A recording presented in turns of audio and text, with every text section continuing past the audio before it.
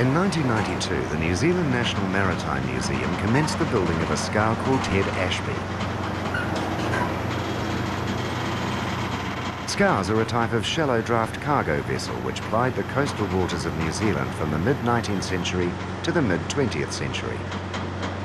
They were derived from vessels which sailed on America's Great Lakes.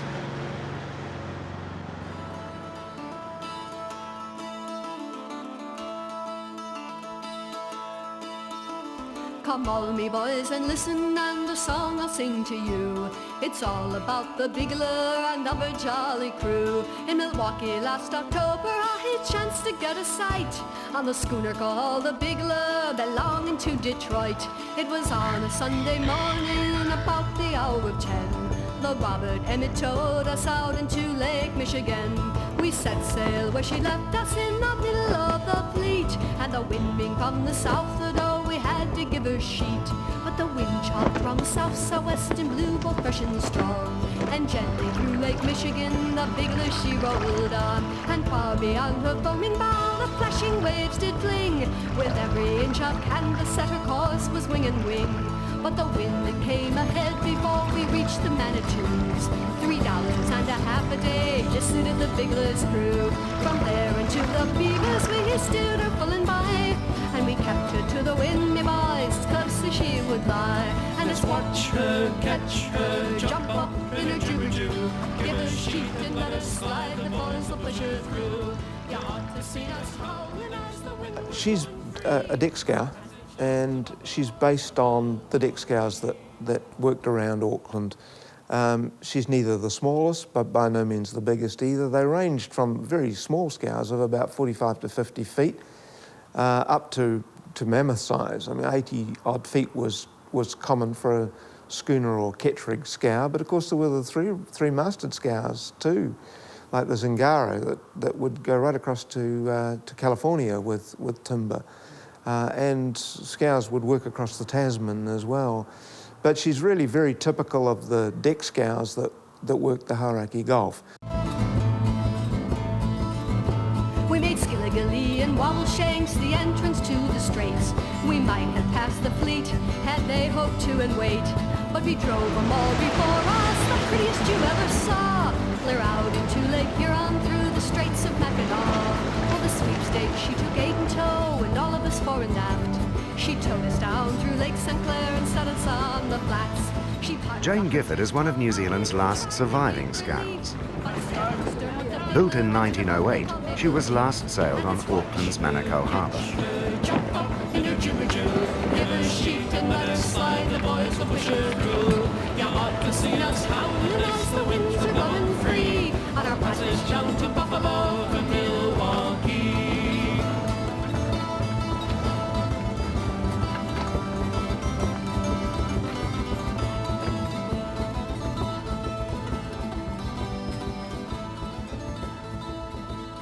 It's very easy to forget how primitive the land-based communications were back at the beginning of the 20th century.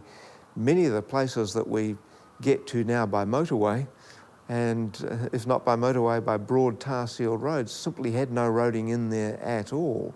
And so the scow was just the ubiquitous truck that worked all the edges of the Hauraki Gulf. And of course, so much of the settlement around these areas was serviced by water, so you can see the pattern of settlement development is those places that were accessible by through the Gulf or up the rivers.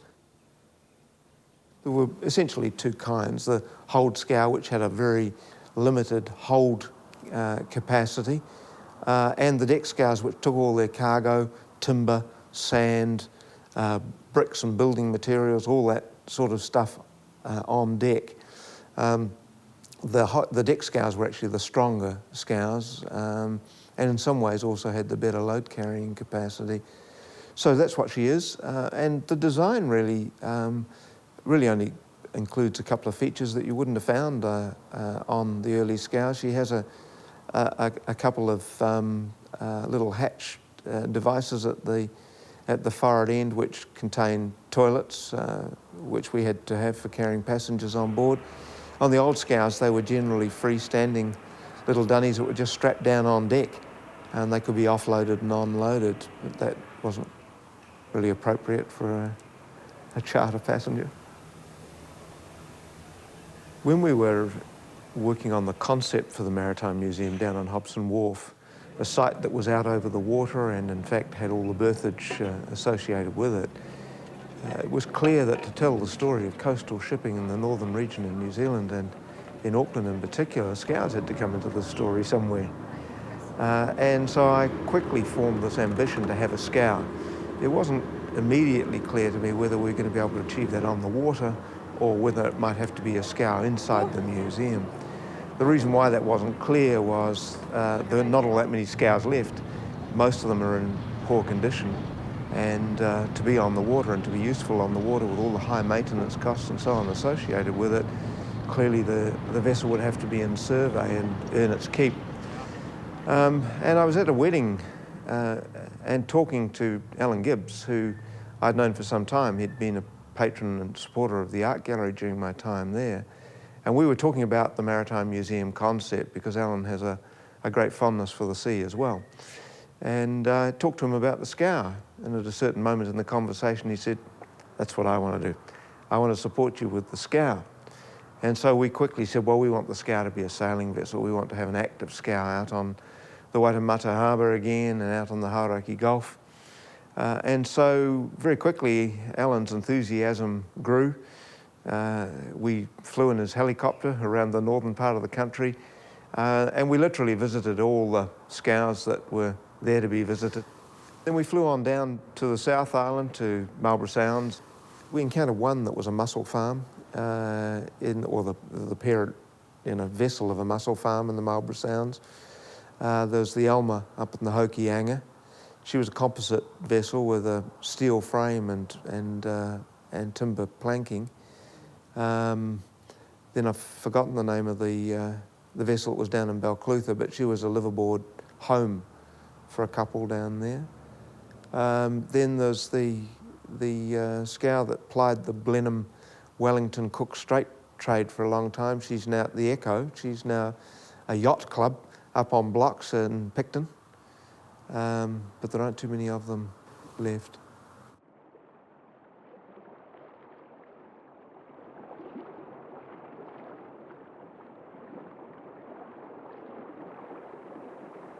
I've always fantasised that I came from a scow building family. You have to go back a few generations to find it, but they came out here with Samuel Marsden in the 1820s and built scows, all intermarried with the lanes up in Whangaroa Harbour last century. And I'm delighted that that sort of history exists, because it enables me to justify my enthusiasm for these primitive boats. I don't know why I like them, but I think it's got something, in my case, I sort of identify it with New Zealand. It's sort of a simple, fundamental, practical thing that works. And I don't know, it's sort of associated, in my mind, with my feelings about New Zealand and the type of things that I really enjoy. I played around with scows before, and better not talk too much about that, but came across Rodney, and I thought, well, golly, this is a chance to associate one of my fantasies with one of his fantasies, and we enjoyed talking the fantasies, so we thought, righto, we'll try and find a scow to restore. Alan and his partner, Trevor Farmer, were Freightways, and that's how they chose to make the sponsorship available to the scow. And it seemed to me very appropriate at the time because, of course, Freightways, although it's a diverse company now, its bread and butter was trucks and trucking, and that's exactly what scows are, just marine trucks. It became pretty obvious to us that the only scow that had a chance of making it as a sailing vessel was out over in Waiuku, and there was a lot of pride there about getting her up to state. So we talked with the folk involved with that, and to see whether they were interested in bringing her across to our side and operating her out of the Maritime Museum. But that's not what they wanted to do.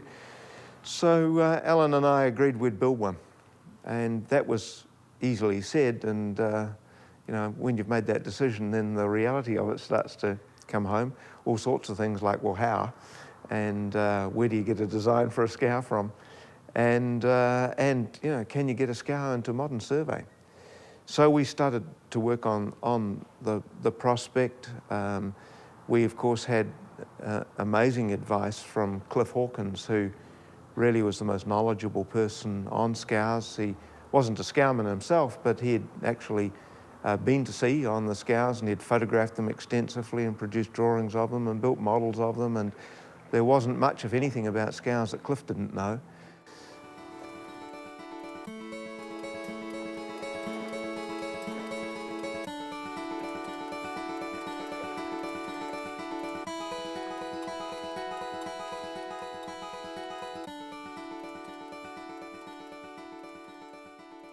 The scow was about the only type of sailing vessel that was commercially employed in New Zealand. There were one or two other normal schooners, but they just took my fancy, and I used to chase them with on my bike along the waterfront to get photographs of them. They appealed to me. They made beautiful photographs. Well, I was on shift work, really, with the post office. I was a message boy in the early 1930s, and I used to be able to observe what was happening on the waterfront. Well, I think somehow or other my boss, he cottoned onto the idea that I was too much interested in the waterfront, and my deliveries with telegrams was mostly more inland instead of on the waterfront. Scows, of course, mostly congregated around Freeman's Bay area. That's where the timber mills were, and the various firewood yards and coal yards and so on. But Craigs, of course, were around by the King's Wharf. That was to the east. I used to chase around on the bicycle, and of course sometimes I found it was necessary to chase right the full length of the Prince's Wharf. To get to the end of the Prince's Wharf for my photograph. The scow would be coming up in great style, and I couldn't possibly walk down the wharf, and I had to surreptitiously get on my bike and go for the lick of my life. And if I was running, for instance, now I could hardly hold the camera still for my photographs. I was shaking with my energies. Sand and shingle for the building industry, firewood for the firewood merchants, and then of course there was the timber scows and the logging scows, which would come into the Cowrie Timber Company's mills, Leyland O'Brien too. There were other means, of course, bringing in the logs. There's the paddle tug Littleton, for instance, used to come in with great rafts of logs from the barrier and up the coast. It was a very interesting waterfront in those days. The scows were introduced really by a North American sailing master by the name of George Spencer. This would have been in 1873. These first scows were named after the North American Great Lakes, which really gives some proof that this is where the New Zealand scow originated. For instance, now the first scow was called the Lake Erie, and then there's the Lake St Clair and Lake Michigan, and other vessels too, which had North American names. So I think we've got enough proof that the New Zealand scow did evolve from the North American. In fact, we went one better with the formation of the bows, and they were really fine vessels, especially those which were built in the later years. The reason for the scow, of course, development here was because of the shallow waters, and a scow could sit square on the mud without toppling over as a round bilge vessel would. Even before the internal combustion engine was put into them, they used to be able to sail, well, according to the wind, to up the creeks to take in firewood. And on the sand and shingle scows, of course, they used to go into, we say, sheltered waters and run up onto the beach, and they would dig the sand off the beach. Mills were opened up at Wongaparapara on the Great Barrier. At Whitianga there was a big mill, and there's Auckland, of course, had mills in Freeman's Bay. And these scows, of course, used to go up to the forest areas where the trees were felled, and they would transport the logs to the mills.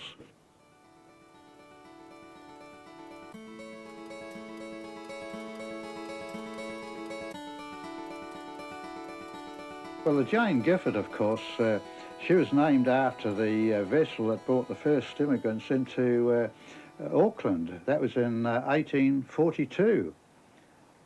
George Darrow arrived, of course, in the Jane Gifford. And the other important builder up there, James Meiklejohn, he arrived from Sydney in 1858. So the shipbuilding industry really goes way back to those days. The scow, you see, I think it's part of our heritage, and I think it's important actually that the museum should have built this scow in preference to a round bilge vessel. It brings to light a vessel which has disappeared, virtually disappeared. We could call it the ultimate, the scow design. It has slight differences from the original commercial scows, for the simple reason that timber that was used and the materials used are no longer available. If they were made available, the cost would be prohibitive.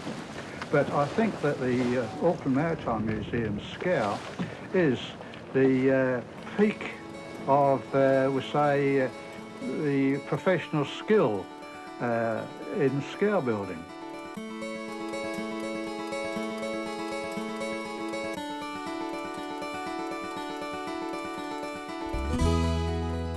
Since 1840, the Auckland Anniversary Day Regatta has been held in January each year. Scow skippers were under great pressure of time to deliver cargoes, much as truck drivers are today. Large cargoes and fast passages were essential for these men to make a living. These very skills stood the skippers in good stead on Regatta Day, when these big rigs of the Gulf competed against each other, using every sail configuration at their disposal to get a winning edge.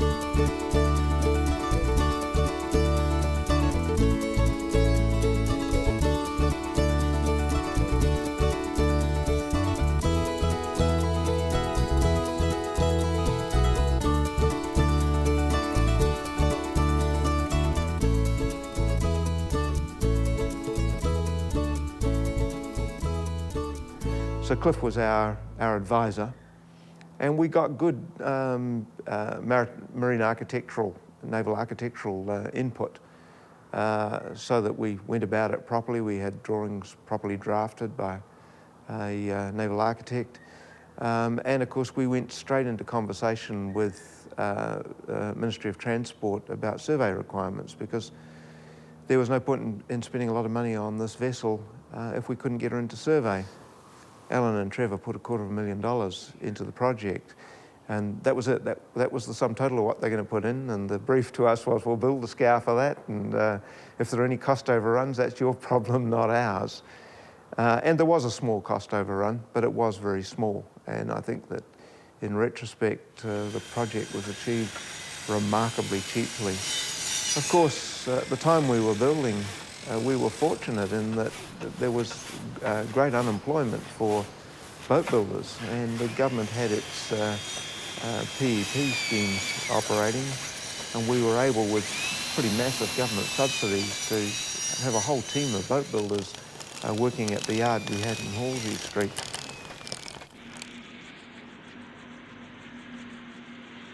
Critical in it all was Max Carter. We had our patron in Alan and Trevor. We had all the enthusiasm, we had the knowledge, we had the dream. And while I think too few people dream, you can also say a dream's a penny a dozen. Unless you can carry them out, they're not worth too much. And in Max, we had exactly the person. I was put on to Max by John Street, who owns Foster & Company Ship Chandlers. And John's a sort of no-nonsense bloke who knows the waterfront very well. and he knew Max from years of Max's boat building practice, knew he was a good boat builder, he was a good yard master and could drive a team of men, and that he was a no-nonsense man. Max would get something done. And that was it. He had the determination and the drive, and we had the dream, and together that's how it happened. We wanted to build the boat as close to a traditional boat as it was possible. And to that end, before we designed the boat, I had a look at Owiti, which was up in Backhouse Bay in Opua in the Bay of Islands, and we went and had a good look at the Jane Gifford down in Wogue. So Nigel and I went there and looked at the boats, took photos, sketched a few things, measured a few things. So we had a very clear idea of how they'd been built, and in addition to that, we also could see why they'd failed, and hopefully we've designed that sort of thing out of the boat.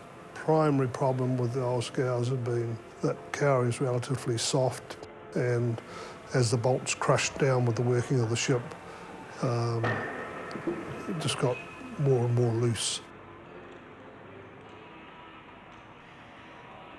Kauri timber is an increasingly scarce and expensive timber.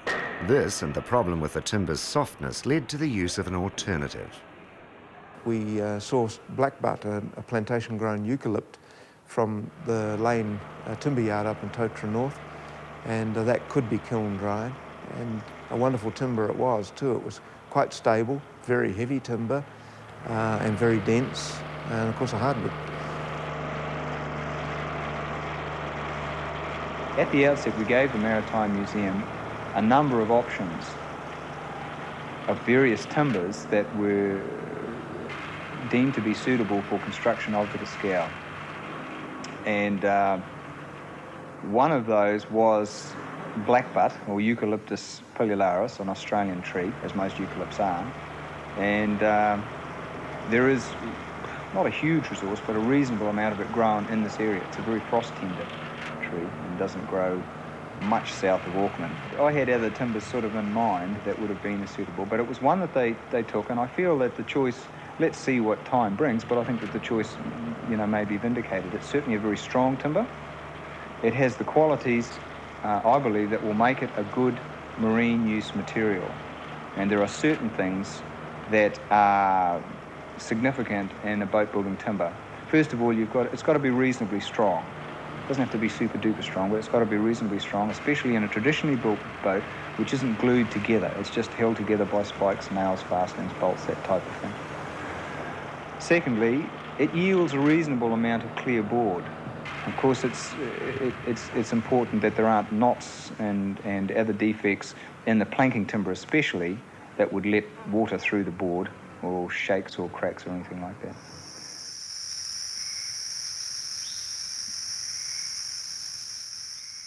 She was named after Ted Ashby. Ted was one of the last of the scowmen, and a bit of a writer. He wrote about the scows, and he wrote some verse about scows and scowmen as well. So this was an opportunity for us to honour Ted, honour the work he'd done both on the boats and in preserving their memory. Yes, there's something gone forever from around the Auckland side, where these log scows swung at anchor to the turning of the tide. Can't someone paint those pictures as I see them in my dreams? Paint the ever-watchful helmsman as the gale shrieks and screams. Paint his eyes half-closed, salt-crusted, bloodshot, staring through the murk. Paint the log scows on the beaches and the bullock teams at work. I feel that I can write their stories, make them live again. I'd actually started to sort of do some rough plans at this time. This was about 1974, 75. And then Ted's book came out, The Phantom Fleet, and I think I bought one of the first copies, and of course it was just magic. No, Ted was a real inspiration. He was the most amazing man. He was a great big man, And he hands, huge hands, and rough, coursed hands. He had the heart of a lion and the soul of a poet. But, you know, he would talk, sit there and talk, and it'd carry you away and it'd make you feel alive again. And I was so sad because just before he passed on, he came out the boat shed, and I was about 9 months off launch, and I had asked him before, would you come and launch the boat? And he said, oh yes, I'd be delighted. And he came out and he said, I don't think I'm going to make it. And he didn't. So when we launched the boat, we dedicated it to Ted. Part of him's here. He's around. He tells me what to do at times.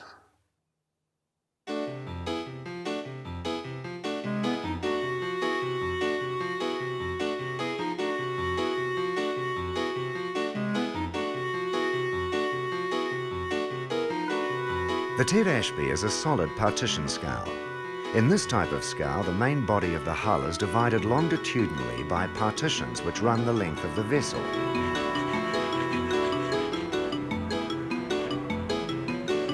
These are made from timber planks, bolted on edge from top to bottom with steel bolts.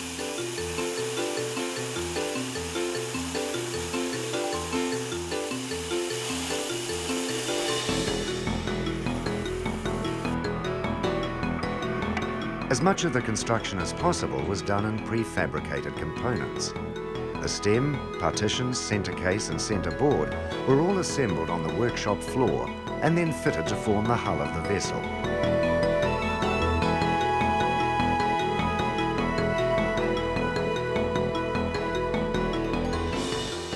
To add stiffness, these partitions were caulked with cotton in the V-grooves between each plank. These joints were then finished with hot pitch. Wooden plugs were used to seal the fasteners. The centreboard case was prefabricated in the same way, caulked and then sheathed with New Zealand totara. This timber was chosen because of its natural resistance to waterborne worm attack. The way these boats were loaded on uneven beaches put severe strains on them, which had to be taken into account in the design and build stages.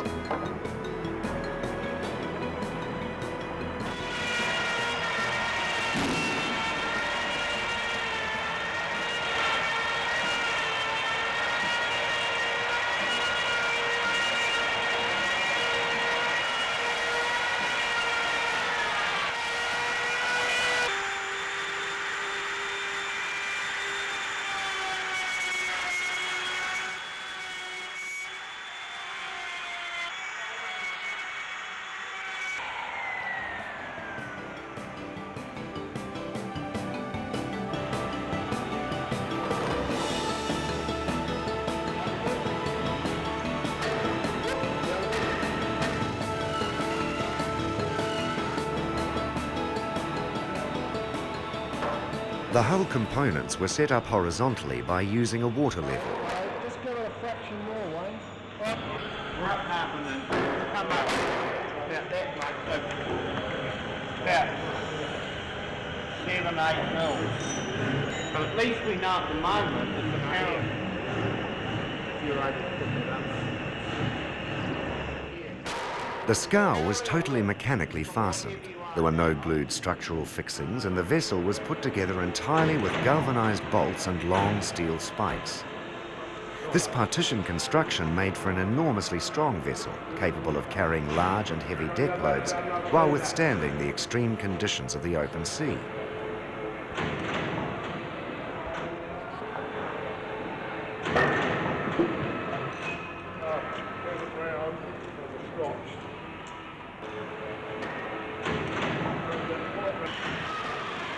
Then you see the weight go on it.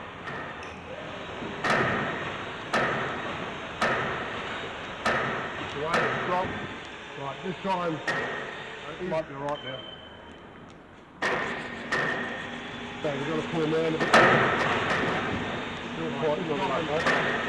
Just bubble up a bit. I'll take it back up.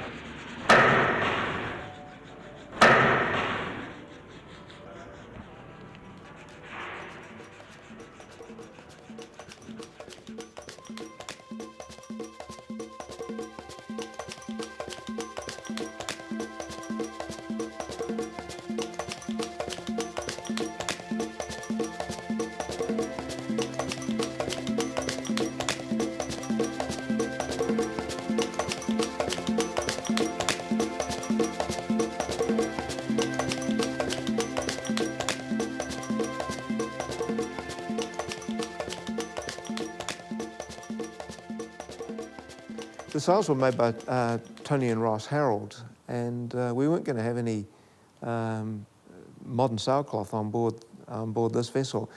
The sailcloth that we have is made in the UK for work vessels. It does have some synthetic fibre in it, but it is essentially really a modern canvas.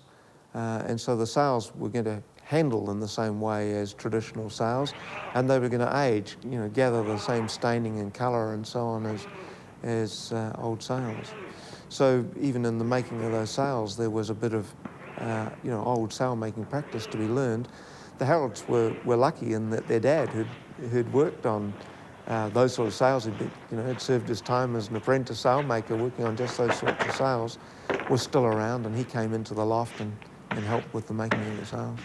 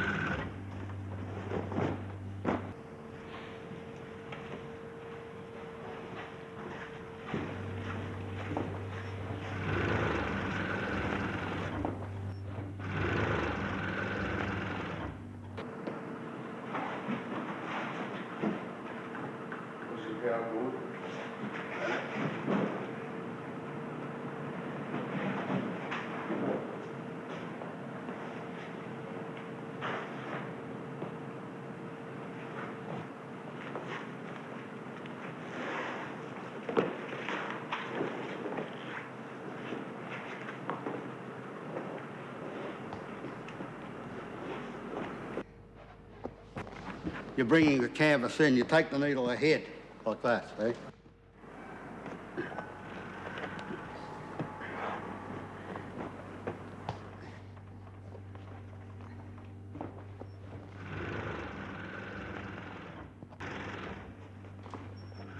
This is the foresail, that's the mainsail there.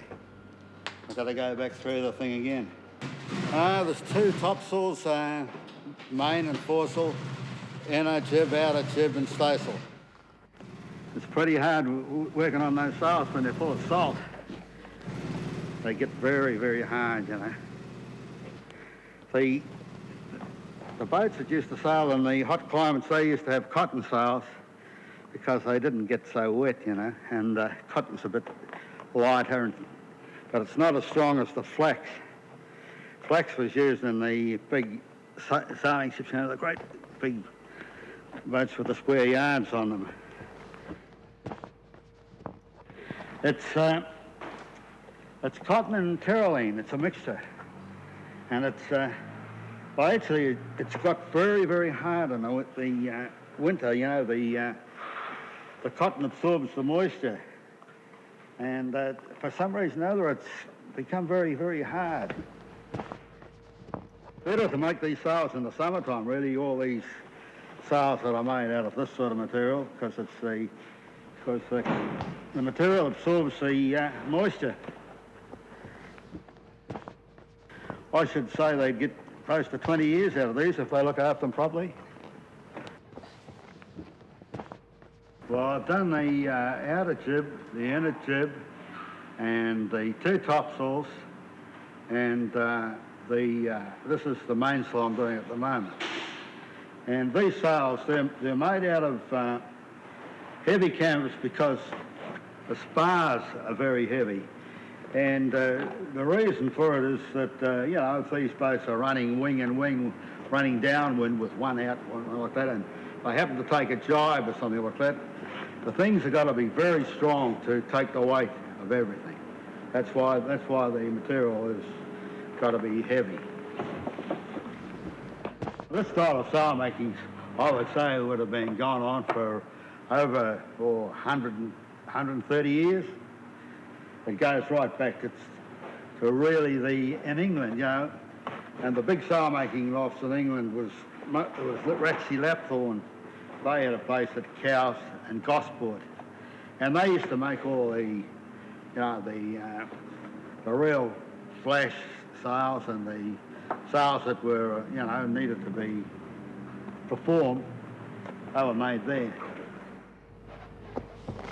And most of the sails in the Scows made here were made out of Royal Navy, either number 1, 2 or 3, Royal Navy. And the material, that is flax. As I said before, I said that the hot climates you can use cotton because it doesn't get wet. The cotton doesn't lose its strength when it gets wet. When I started, there was about, I was close to 20, I suppose. 20 scows. But the scows started, I think, near enough to, I would say, just before the 1900s, I would say, when, you know, the country started to move a bit and they wanted to move a bit of stuff around the coast. And that was the easiest way and the easiest way to build a boat in those days. But if you're roping a sail like this, it's better to use short ends, whatever your arms can handle. You know what I mean? You pull the thing rope through and you get the job done a lot quicker. There's the old sailmaker story. There was a girl that a couple of sailmakers were interested in, and they had to have a race to see who would rope the sail up first. So they had a bloke threading the threads up, and I think it was the father or one of the daughter, and then he made the threads shorter for the guy who wanted to win.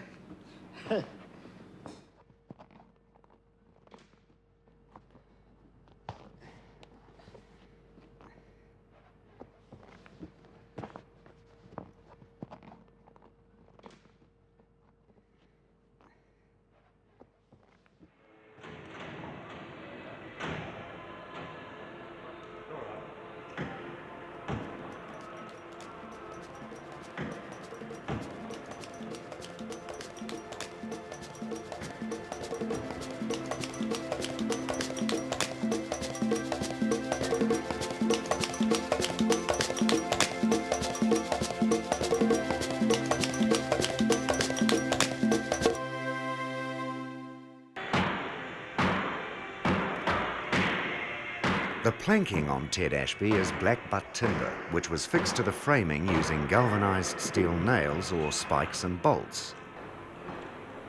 The holes for these had to be pre-drilled in the planks to prevent the timber splitting when the nails were driven in. These holes were drilled at a slight angle to increase the nails' holding power.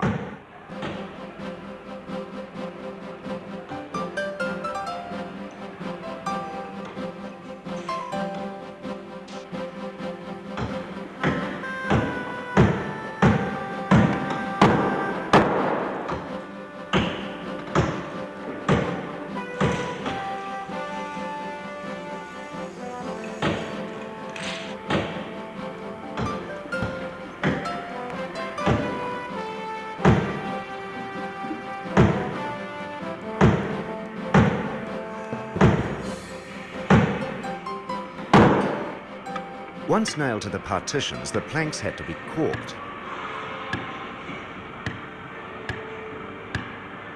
Tightly wound cotton was driven between the planks. These seams were then covered with putty. After launching, the timber planks swelled and tightened around the cotton, achieving a watertight seal.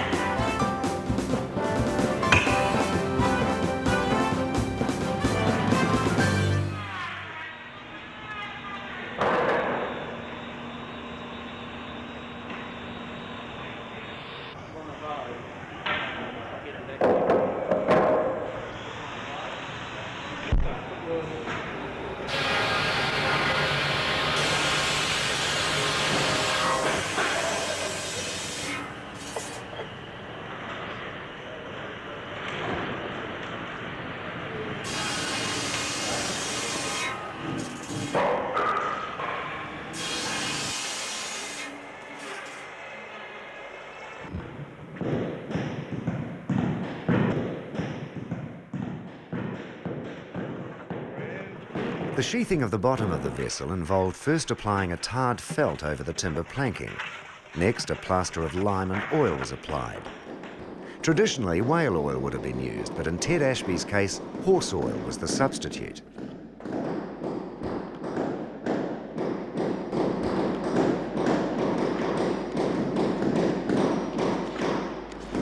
The plaster is applied to the hull and then covered with sacrificial totara boards.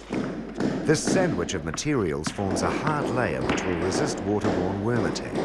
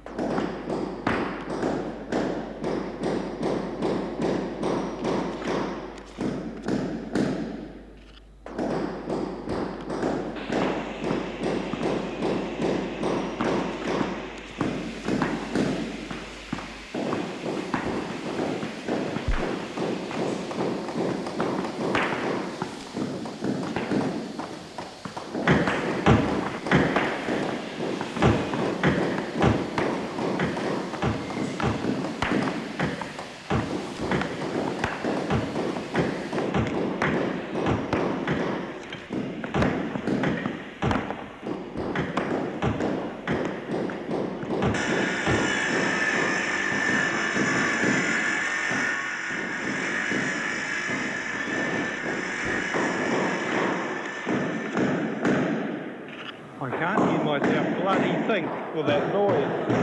I've used about 20, 50 kg bags of lime, and I'm not sure how much oil.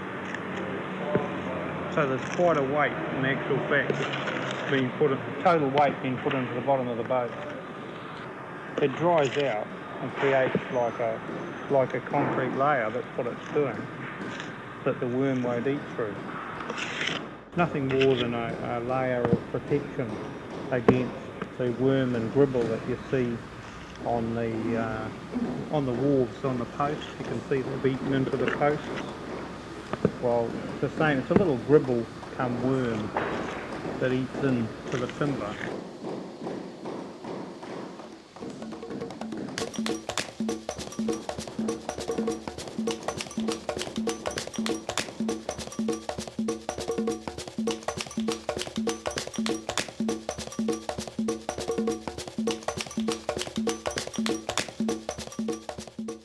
Max also looked at the pretty punishing way in which scows were built in the past. Of course, when you're building a boat that I think is 18 foot in the beam and 60 feet long and you're going to roll her over, it's a bit of a mission as well. But we did. We set to and we built a wrong way up. And that was a day of truth in the workshop. We built huge steel hoops around the boat, and with people holding their breath, she was rolled over.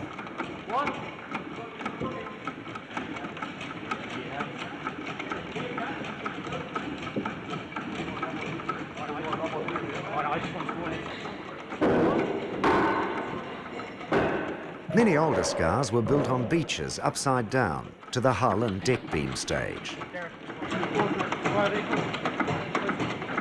They were then launched upside down, sand or shingle was loaded onto one side, and then with the help of rope and pulleys, the vessel would be capsized to be right way up when re-beached. Construction was then completed.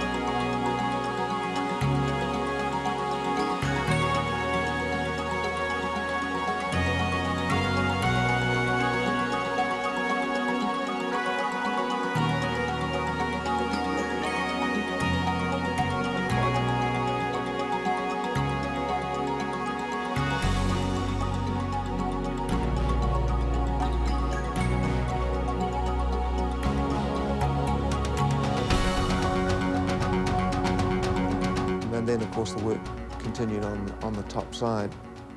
They were a great crew, and you know, the boat came together very, very well. She was probably better built than any of the scows have been in the past, because a lot of love and attention went into her.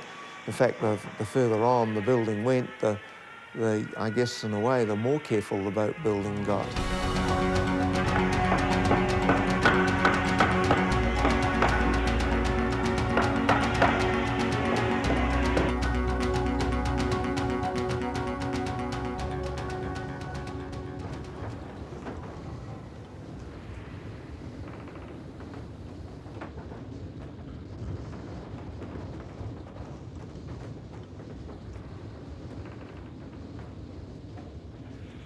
Many of the angles in Ted Ashby have been strengthened using grown timber knees. These were made from the part of the tree where the branch meets the trunk or the trunk meets the roots. They commonly came from puriri and puhutakawa trees. On days when weather prevented sailing, scow crews searched the bush and felled timber suitable for knees. These were taken back to boat building yards to be sold or traded.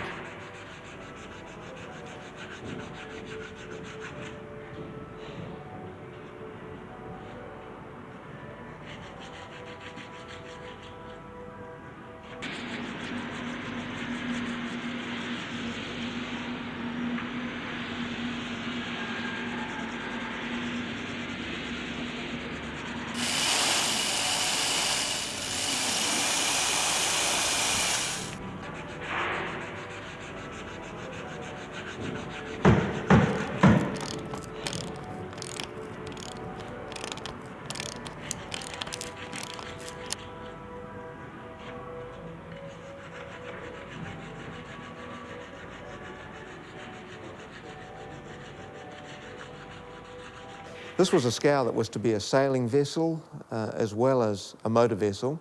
Originally, of course, the scows were sailors, and then later when engines became readily available, they were generally converted to diesel power. We were going to want to have both capabilities from the beginning, so she has 2 Volvo diesels in her. That in itself is interesting too, because you're dealing with a very shallow draft, flat bottom boat.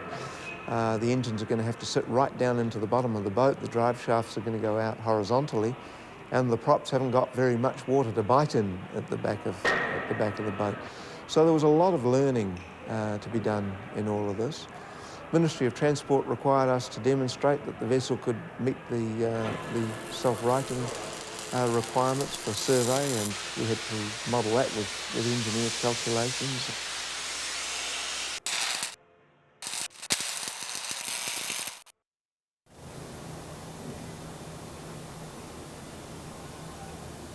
Tanakaha logs from the East Cape region were used for some of the smaller spars on Ted Ashby.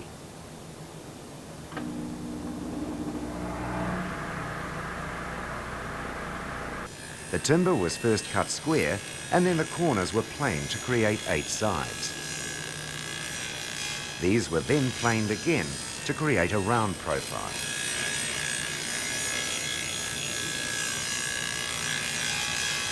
The main and mizzen masts were made from Oregon beams, which came from the disused Otahuhu power station in South Auckland.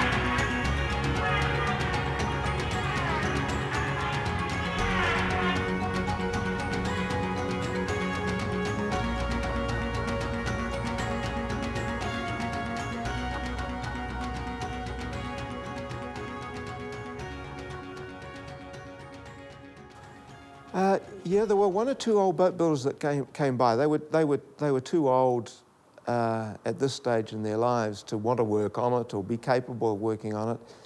But when word got around that we were building a scow, yeah, there was a constant procession of people coming by, giving Max advice, of course. Some of it welcome and some of it less welcome. Yeah, but there was a little bit of first-hand knowledge. But the guys that we were in contact with really knew scows at the end of their history. They'd use them as motor vessels pretty much rather than as sailing vessels. And even sailing a scow, there's a lot to learn. I mean, you're dealing, again, with a shallow draft vessel. It's a centreboarder with a huge barn door rudder on the back. Then they're brutes of things to sail. Not easy to get through the wind, and handling the rig is an art in itself.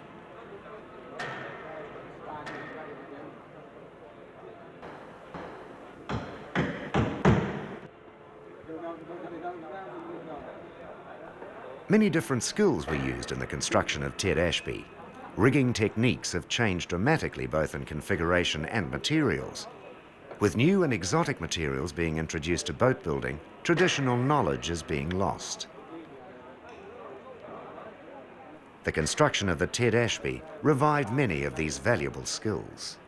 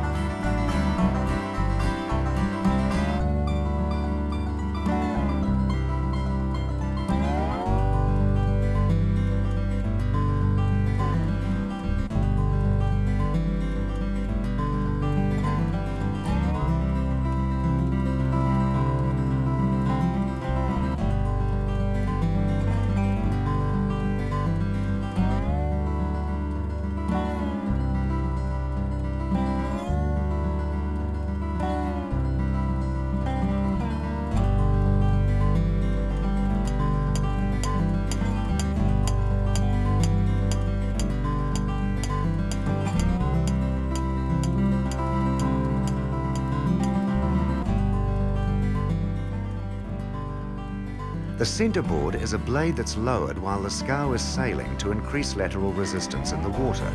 Without this, the vessel would slip sideways when sailing. The centreboard is housed in its own case, amidships. The rudder and centreboard have separate tackle systems so they can be raised or lowered as the vessel moves on and off beaches or when in shallow water. One of the missions of the Maritime Museum when it was first set up was that it was not only going to preserve objects to do with our maritime history, but it was going to preserve skills as well. So the building of the scow was part of that preservation of skills. And it really worked that way because at the end of that project, there were a whole bunch of boat builders who'd worked on it who now knew about building a working wooden vessel. And then, of course, once she was in the water, there was a whole new set of learning to be done, which was about how to sail it. And I think that quite aside from the day tripping that the scow does on the harbour and the experience that people get to just ride for a little while aboard a traditional work vessel, there's something much more profound than that people get to actually learn how they operated, how they sailed, what their strengths were, what their weaknesses were.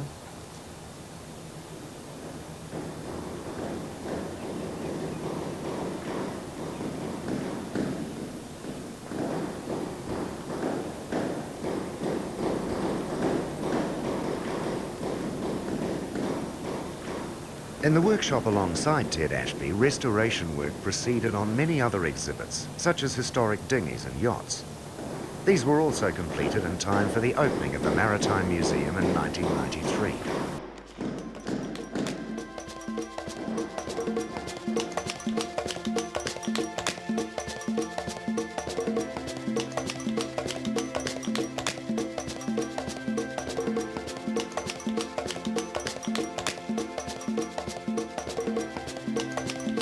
The construction of the Ted Ashby was possible due to the financial support and sheer hard work of many companies and individuals. Thanks to the generosity of sponsors and volunteers, the New Zealand National Maritime Museum now has a working vessel of which it can be proud. The Ted Ashby stands as a lasting testament to the scowmen and their craft.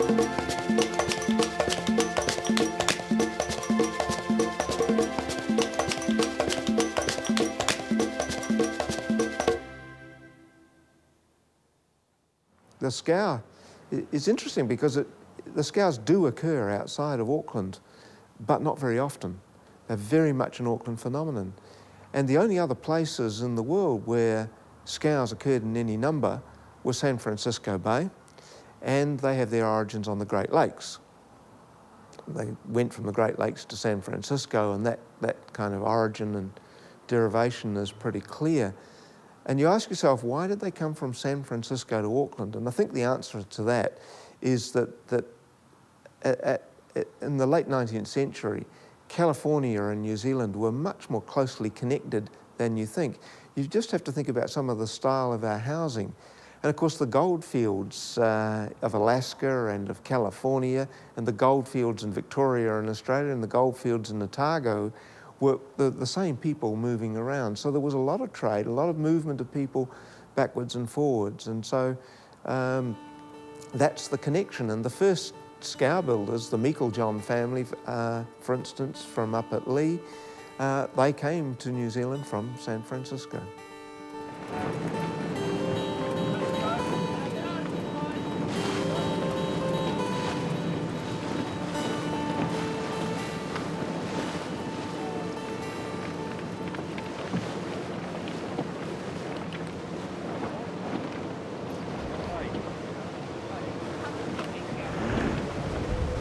Okay, come on.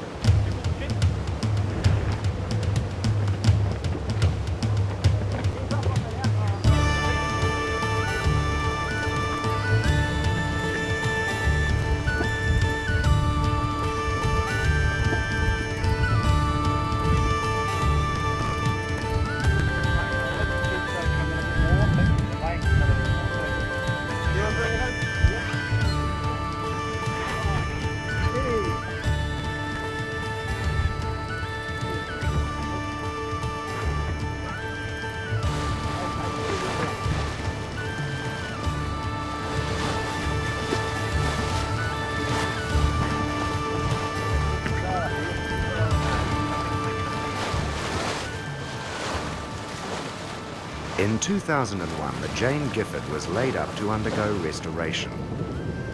Work on her proceeds in an Auckland boatyard as funds become available.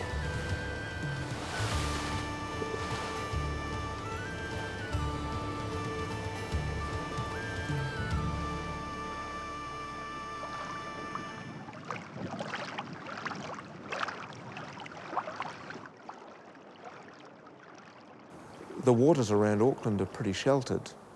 Anybody who's been out in the Gulf when it really blows knows that they're not always all that sheltered, but comparatively speaking, when you think about the coast or Marlborough Sounds or many of the other regions in New Zealand, these are sheltered and protected waters, and the scow is a flat-bottom vessel.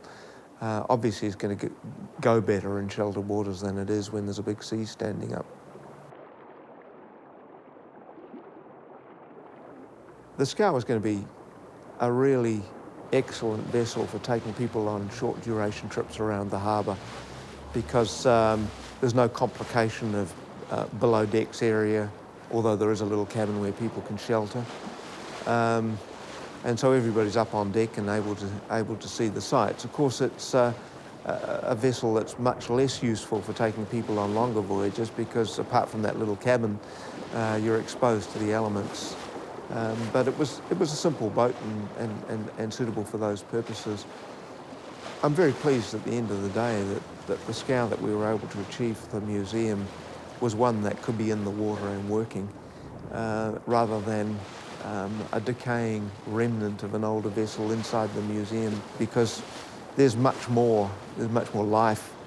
You understand so much more about the scows through just being out there on the water on them.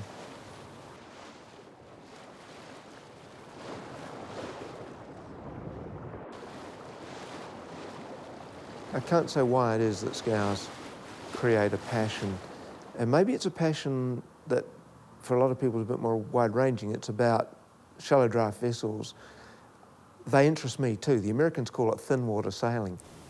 It's that business of getting boats in tight, getting them onto the beach, getting them up creeks and estuaries. The aesthetic of a workboat, the scow, there's something very, very beautiful about that box on the water with a sharpened up end, a curved up bum, and a couple of really stolid looking masts stuck into it. There's nothing on a scow that doesn't need to be there, and everything that's on it has a function and a purpose, and somehow it comes together to produce a very beautiful vessel. It was on Sunday morning, about the hour of 10. The robber Emmett towed us out into Lake Michigan. We set sail where she left us in the middle of the fleet, and the wind being from the south, though we had to give her sheet. But the wind chopped from the south, southwest, and blew both fresh and strong, and gently through Lake Michigan the Bigler she rolled on, and far beyond her foaming bow the flashing waves did fling. With every inch of canvas set her course was wing and wing. But the wind that came ahead before we reached the Manitous, $3.50 a day just suited the Bigler's crew.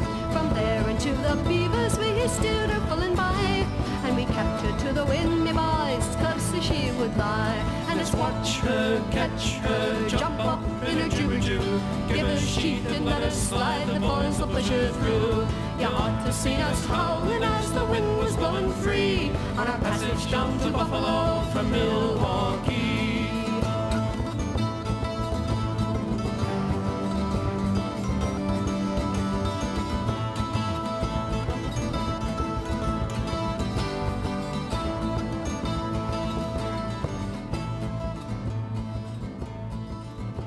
We made Skilligalee and Wallshanks the entrance to the straits.